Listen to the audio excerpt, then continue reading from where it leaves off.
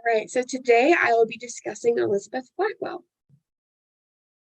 So in the 1800s, Elizabeth came from a family of very influential political pioneers. Her brother Samuel was an anti-slavery Quaker, while her brother-in-law Henry Blackwell supported abortion and women's suffrage. Elizabeth's sister-in-law, Antoinette Brown Blackwell, was the first woman ordained in a Protestant church, and Emily Blackwell became a doctor just like her sister. Growing up near Bristol, England, Elizabeth was the third of nine children, and inspired her younger siblings to follow her paths to success. In 1832, the family moved to Cincinnati, Ohio, but her father's death in 1838 left them penniless during a financial crisis. So today I will be discussing Elizabeth Blackwell's philosophy, her role in feminist struggles, my analysis of her key contributions, and her limitations in her work. So overall, her philosophy was mostly just to advocate for women and female doctors, women in STEM, and she was absolutely extraordinary at it. Her philosophy was rooted in the belief that every individual had the right to access good healthcare and education. She was a strong believer in the power of education and its ability to transform lives. Throughout her life, she advocated for equality. Especially from her Quaker upbringing, her philosophy is much rooted in peace and justice. Elizabeth Blackwell, through all of the adversity she faced, not only defied the gender roles of the time, but she showed the women that strength will bring them success. Her determination, courage, and perseverance in the face of her struggles serve as a powerful example for women in STEM today. Her work not only helped improve diversity in the workplace and healthcare, but in all STEM fields.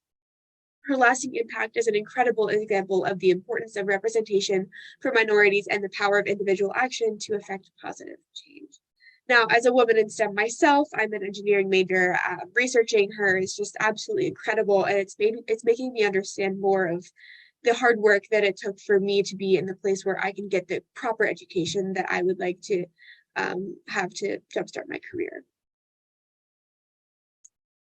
So her key contributions, she had many. She was a proclaimed pioneer of women in medicine, and she also, as early as the adjourned convention in Rochester, New York, 2 weeks after the first women's rights convention in Seneca Falls. That same year, she corresponded with suffragist Emily Collins on the issue of women's rights, and she also sent letters of support to Susan B. Anthony and to women's rights conventions.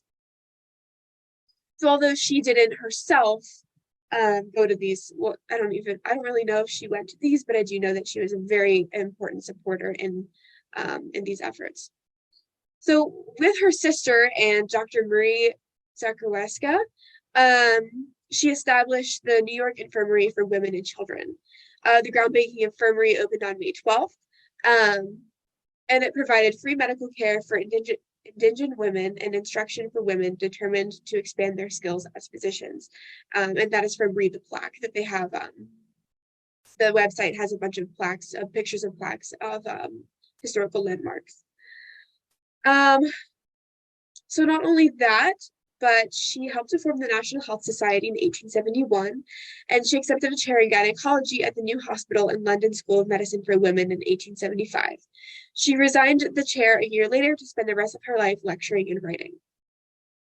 During the next 30 years, she published Counsel to Parents on the Moral Education of Their Children in 1978, a pamphlet entitled Christian Socialism, The Human Element in Sex, and an autobiography entitled Pioneer Work in Opening the Medical Profession to Women. And she also wrote essays in medical sociology in 1902. And this all information was found from the Western New York Suffragists. Now, my analysis of her key contributions, I think that she knew as the first woman to earn a medical degree, she definitely knew the struggle of how hard it was to get there. So she wanted to kind of spare other women the struggle of getting to where she got. So in turn, she did a lot of work to make sure that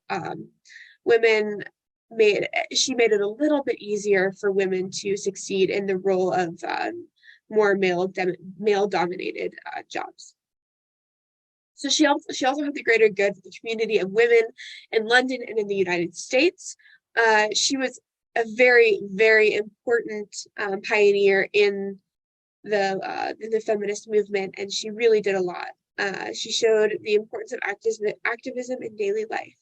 So throughout all of her limitations, what I'm going to talk about next, she persevered and she made sure that she never gave up what she was really passionate about. And I think that it's really important for us as women to look after that and try to follow her footsteps in that way. So her limitations, Blackwell went through much adversity when she was applying to medical schools. She applied to many and received one acceptance from Geneva College, a rural school in New York. This had initially been intended as a practical joke. Throughout Elizabeth Blackwell's education journey, she was discriminated against by her professors and classmates. She had to sit separately from her male peers in her classes. When she graduated at the top of her class in 1849, she moved on to travel to England. There, she was forced to enroll as a student midwife in order to practice at La Maternité.